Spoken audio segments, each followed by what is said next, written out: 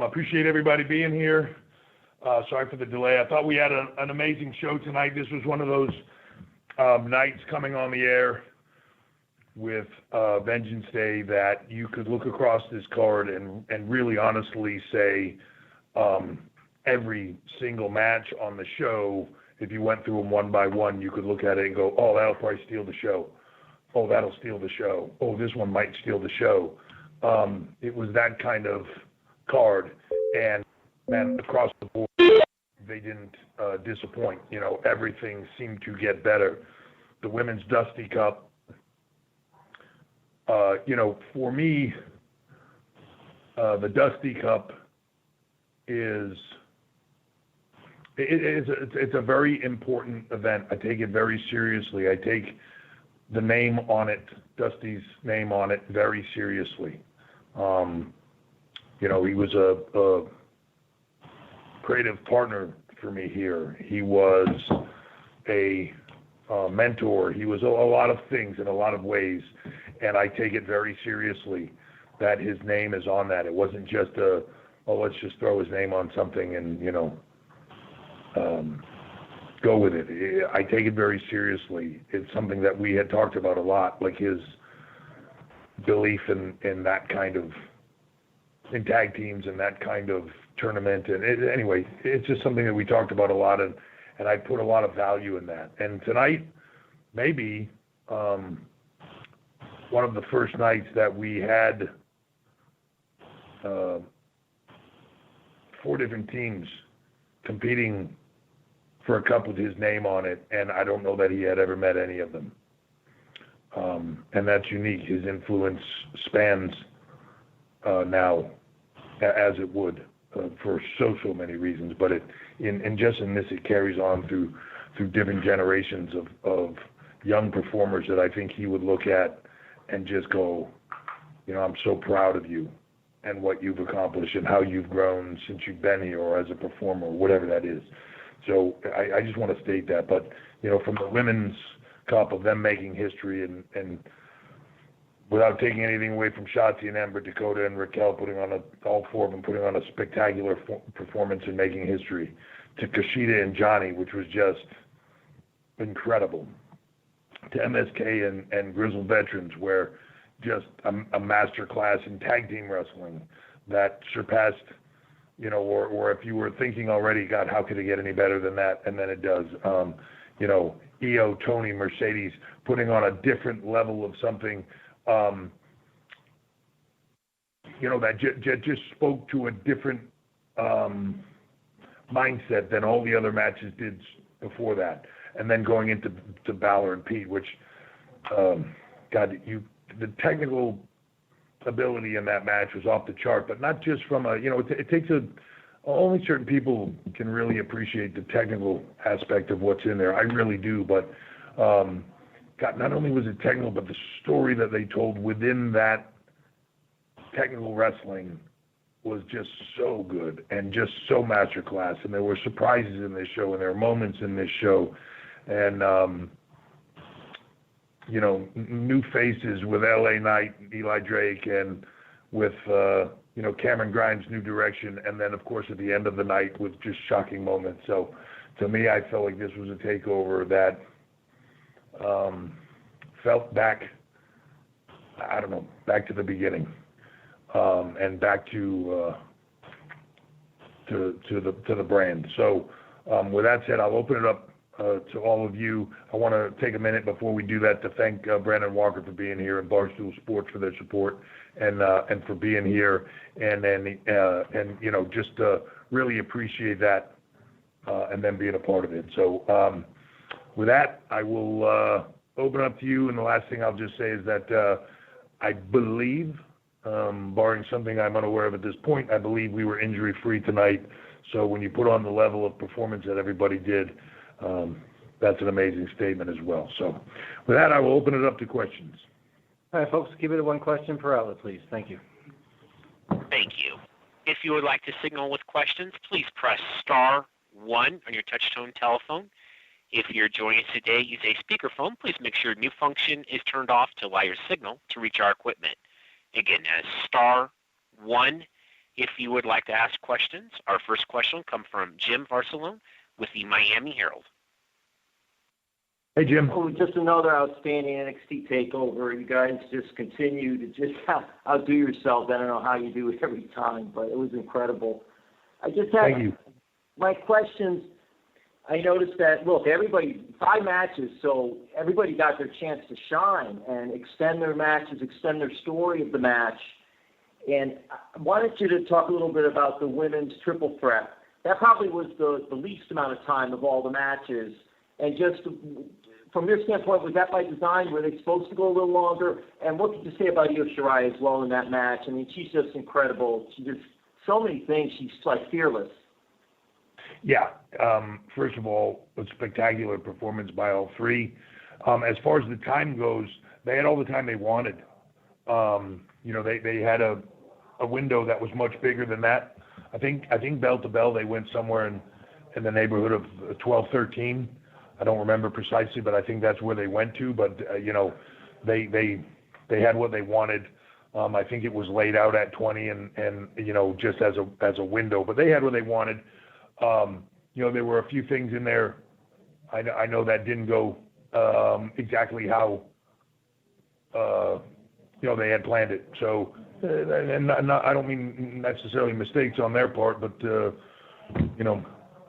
tables breaking, things happening beyond people's control that make them go in different directions. So, it's a funny thing. People sometimes get caught up in the, well, geez, how can they not go 20 minutes? It's a funny, I don't know. Like if you go 20 minutes on all the matches, everybody goes, everybody's going to go 20 minutes on the takeovers. You can never make everybody happy. I thought they had a spectacular match, an incredible performance from all 3 of them. But Io Shirai is she's a different level. She is so versatile with her performances, and I don't just mean in the ring. One minute she's this smiling, innocent girl. Another minute she's this vicious killer. Another minute she's truly is the genius of the sky and just, flying off of things and doing incredible stuff. And anytime I think that there's something that, I think from her, I've seen it all. She pulls something else out that I'm like, geez, she really can just do anything and is just so versatile. It's hard to say. It's just hard to put into words how good she is. She's just an incredible performer. That was a really good match too, and thank you. Thank you. Thank you. Our next question will come from John Alba with the Central Florida News 13. Hey, John. Paul, great show. Hey, Paul, great show as always. And it was a show where we really got to see some young talent shine, including MSK. And I would like to ask about talent evaluation. It seemed in the early days of developmental in the NXT system, at least, it would maybe take a little longer for some of those people, either from the indies or from other promotions, to hit TV, regardless of where they came from, in order to adjust to the system. But lately, we've seen MSK, we've seen August Gray, Kurt Stallion, LA Knight be put right on TV. So how has that evaluation changed? And is it strictly just a per talent basis, or have things adjusted over time? Yeah, I don't think that if you go back and look at the history of all of this, it depends on the performer. Some talent come in right away, they float right to television. Some talent come in and they don't. And really what it comes down to is us giving them bits and pieces of opportunity. And I say this to everybody as they walk in the door for the most part. We're going to give you bits and pieces of opportunity. Where that opportunity goes depends on how the opportunity is taken advantage of. So, you bring in people like MSK with a thought in your mind of, hey, these guys are really good performers, but I don't know what they bring to the table of their television knowledge or performance. And when you're doing something like the Dusty Cup, it's easy to have in mind where you want to go, but to then tweak things over the weeks as opportunities change, right? You see somebody, you go, okay, they're not quite ready for that, we're going to move to this, or okay, they are ready for that, and you move them forward. Those two are sponges. I said this to them tonight when they were done. We give you bits and pieces of opportunity. You have knocked each opportunity out of the park. And that is not because, and this is not me putting the system over, but it's not because they knew it all walking in the door. They're sponges. Sometimes people get it. Sometimes they don't. Sometimes they have the knowledge. Sometimes they don't. There are times when I've worked with talent that have come from other places and I've seen them on TV for years. And then the first time we work with them on television and you begin to talk to them about television production, they're like, I have no idea what you're talking about. No one has ever told me any of that before. Could you start over? And like you realize, oh my God, like, wow, there really is no one has ever taught them this. They just kind of always ended up being in the right place at the right time. Or they just got lucky around how it was presented or whatever that is. There's other times where you get people that come in and they're a blank slate to it. And then you tell them some stuff and they're like, okay, great. Yeah, that makes total sense. And they've got it. And they never miss a beat. Sometimes it's easier to have a blank slate than it is somebody that's been doing it a certain way for 10 years. And then you tell them something different and they're like, oh, wow, boy, that would be so much better. But getting them to do it on live television is a different thing. So it truly depends on the performer. When they get in here, we begin to work with them. We see where they are. We start to do little things and bits and pieces with them in training and how they react to those things and how they are coached. And every bit of it lends to where they end up and how quickly they get used or not used. But I don't necessarily think the system has changed. If you go back through time, there have been people that have been, here for a long time trying to figure it out. And also, look, people walk in the door of a place that they've been trying to get to their whole life, somewhere in their mind. And people that with no knowledge of that can talk about it however they want. When they get here, how they react to that and how they handle it are two totally different things. And I spend sometimes a lot of time with performers that have been doing this for a long time going, I don't, man, do what you do. You're not giving me you. You're giving me some other version of you that isn't what we're looking for. And I'm trying to get them to a place. And then one day the light bulb goes off and they go like, oh, I get it. And they relax to it and they go back to being a performer. And I don't know if that's them having a certain expectation in their own heads, but it is what it is. It's evaluated per talent. And when they're ready to succeed, we let them succeed. When they're not, I don't want them to fail and I don't want them to have stutter steps. So we try not to put it out there when it's not ready. Appreciate the thoroughness. Thank you very much. Yeah. And our next question comes from Kelly Wells with pwtorch.com. Hey, Kelly. Hey, Paul. Hey, how are you doing, Paul? It was a great show tonight, even on the takeovers. Just great stuff. I would like to ask about LA Knight, the former Eli Drake. Just kind of what went into getting him on board, who brought him on board, and what you see as maybe his ceiling is. I don't think that there's a ceiling on anybody. When they walk in the door, I kind of reevaluate everybody or evaluate everybody as they're walking in the door of like, my hope is that all of them have the potential at one point in time to garner whatever they need to become as big of a performer as they can be here. I've been a fan of his since he was here the first time. And there's a lot of reasons and on his side and our side as to why that didn't work out that time. But I was a fan of his then. I was a fan of his work and his promo skills and everything else as he went along his journey. And I've always thought when the time was right, he'd be great here. And the time was right. And phone calls were made and interest was on both sides, and it just went from there, and it was smooth and easy. He wants to be in a place where he can have the biggest platform in the world that's here, and I want to give it to him. So we're gonna run with it and see where we can go, and there is no ceiling.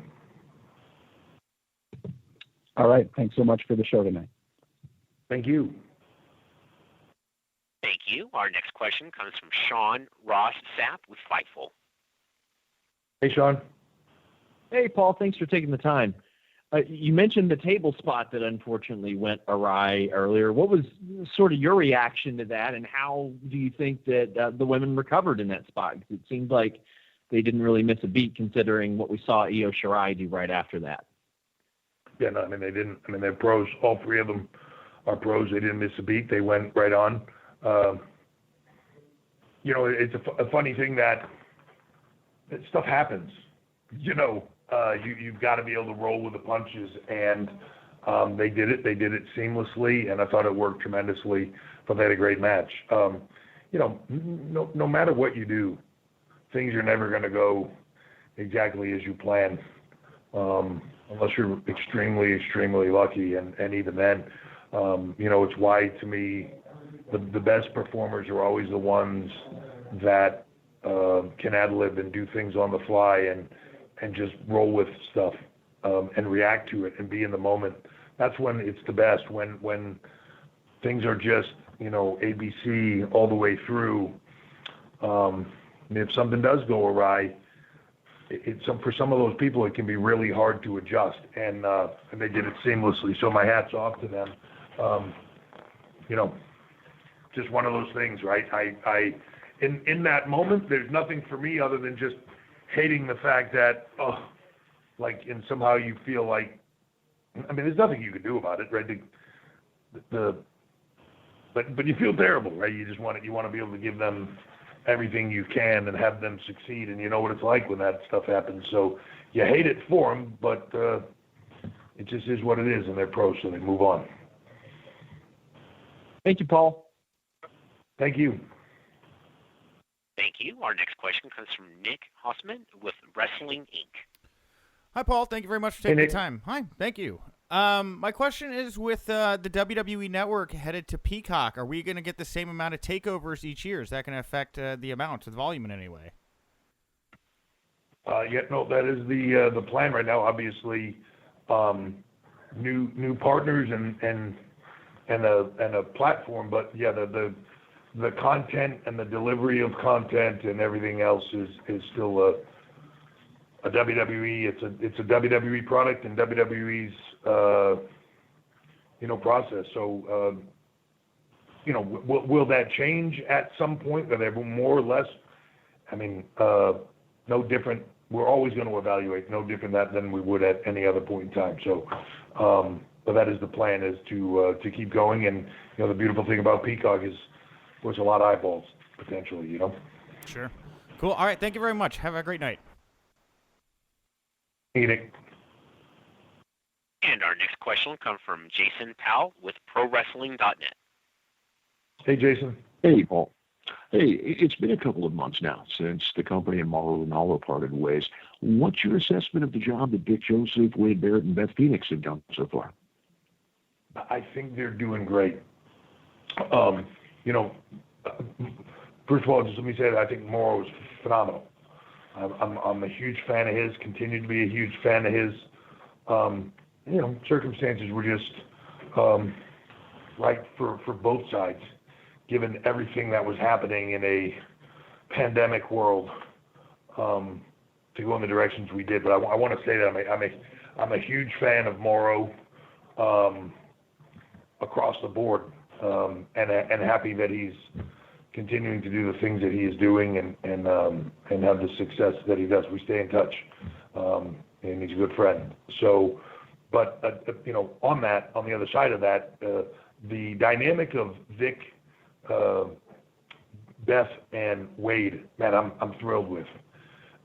Vic is coming into his own, and it's tough. You come in here and you're kind of shown a WWE way and taught a certain thing, and you're trying to find your voice, and then a pandemic hits and you get into the mode that you get in, and for a while he's here by himself, and he's got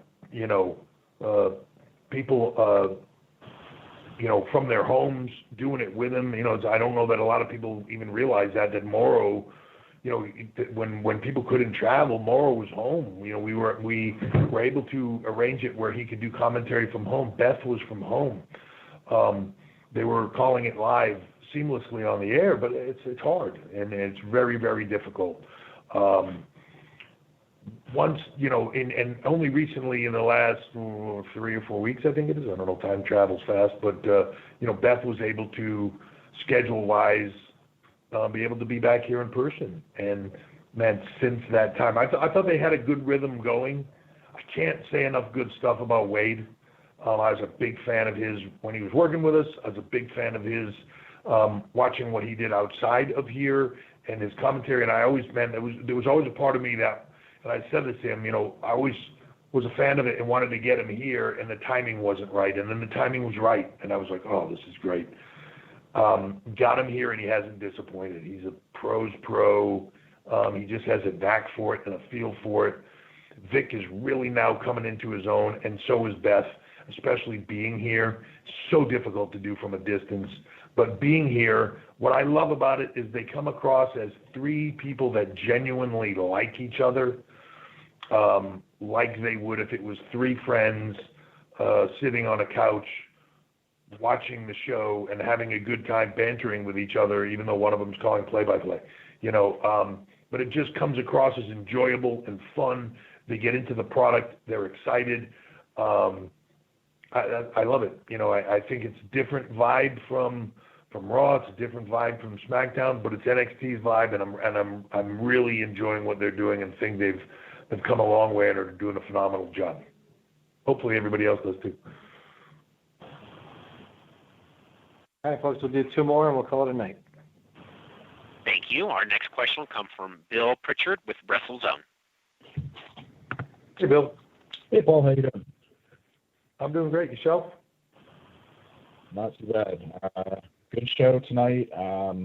Somebody already touched on it earlier in the call about bringing MSK in and kind of getting them on TV a little sooner than we would normally expect. They've really done a good job of not only getting some energy going on the show, but the tag team division itself. It seems like, that they've really boosted it and almost seems like a return to form. So what can you say about just, besides how quickly they've adapted, what else did you really notice about them and just having them on NXT in such a short amount of time? So the moment I met them, from them coming in here and having a tryout with us, and I talked to them for a period of time, and it's everything that I obviously the people here in NXT and the PC are just they're the eyes and ears, right? And Matt Bloom, Sarah Amato, this whole team here, Sean, everybody that's here, all the coaches, I trust their opinions. So when they're talking to these people and they're saying, hey, these two are pros, these two are sponges, these two, man, you tell them something, they got it. They have an instinct for it. They're humble to it. Part of being coached is wanting to be coached. And it's a funny thing to me. I hear sometimes people talk about, well, just letting people do things and they don't need to be coached or they don't need to be written for, they don't need to be produced. I cannot disagree with that any stronger. Look, Tom Brady is the greatest quarterback, arguably, in the history of football. It's like saying he doesn't need to be coached. Right? Like, they give you more coaches. They give you more help. They give you more things. Now, somebody like that, can take things to another level, but everybody needs to be coached. Everybody needs to be produced. To when Vince McMahon is in a scene backstage back years ago, he wanted somebody else to produce him, and to coach him and to get him there. It is the truth of what we do, and it is the truth in life, in my opinion. To think otherwise is ego. And when you're open to it, when you're a sponge to it, when you are just willing to take, and not every opinion you get is right, but to take them, digest them, try them on, see what works honestly and openly, and see what works and what doesn't. And that, I can't say it enough. That is those kids. MSK to a T. That is them. And it's why they've succeeded to the level that they have. When they walked in the door, we gave them just the whiff of an opportunity, and they grabbed it. but then it was a breath of fresh air. They were the spark, but like then you talk about, okay, well, GYV to me are one of the most technically sound teams, and from a heel standpoint, just man, they're just there. So we were just at a point where we were rolling them in here in the U.S. and they got stuck overseas. There was a lot of things that happened in moments where things got stuck where they were, and then as they began to loosen up, the timing was right for everything. So you roll it all together, and the best plans, but then sometimes you get lucky too, and you get lightning in a bottle, and I feel like it's what we're getting right now. And again, to your point, back to form on the tag team division. It's exciting. You see MSK, Legado, Oni and Danny, GYV, MSK. I know. I got so excited I'm knocking stuff over. Man, it's a division that you look at and you go like, holy cow, I'll take any one of those guys. So it's exciting. Okay. Thanks very much for your time. And we'll take a question from Michael Morales with Lucha Libre Online. First of all, thank you for the opportunity, and congratulations for a great event. In NXT, we have some Latin talents like Mercedes Martinez, Legado, and Fantasma, and recently the increase was added to the Raw roster. My question is, how far or close are we from seeing an NXT Latin American brand? Well, I agree with you that we have a lot of Latino talent and across the board on all brands, and whether you're talking about next level talent like Andrade, you're talking about Humberto Carrillo, Angel Garza. When you get past that, Lince Dorado and Metallic, and you come here and you have all the people you mentioned, Santos Escobar, Raul and Joaquin. Like there's just so many talent. So if you look at it in that manner, could we be very close to a Latino brand? Absolutely. But the timing's got to be right for it, and the timing has to be right in the world. And given all the circumstances of pandemics and everything else, that makes that challenge more difficult. But it's still a goal. I've talked about that a lot of times in, whether it be business partner summits or anything like that. The goal is still the same, as you saw with the Superstar Spectacle for India. The intent to grow and have localized content and brand in India, to have that in other markets as well, much like we have done in the UK. And in the UK, I feel like we're just nicking the surface of where it's going to go. There's massive opportunity there. The timing just has to be right to do it, and we're going to evaluate that. But when we do it, we're going to do it right and do it big. It doesn't make sense to just do it to do it. Okay, thank you. Okay, we'll do one more. We'll do one more if you have one ready. At this time, there are no further questions, but once Okay, again, great. please... Oh, go ahead. No, that's great. I just want to thank everybody from coming on. I really appreciate the time.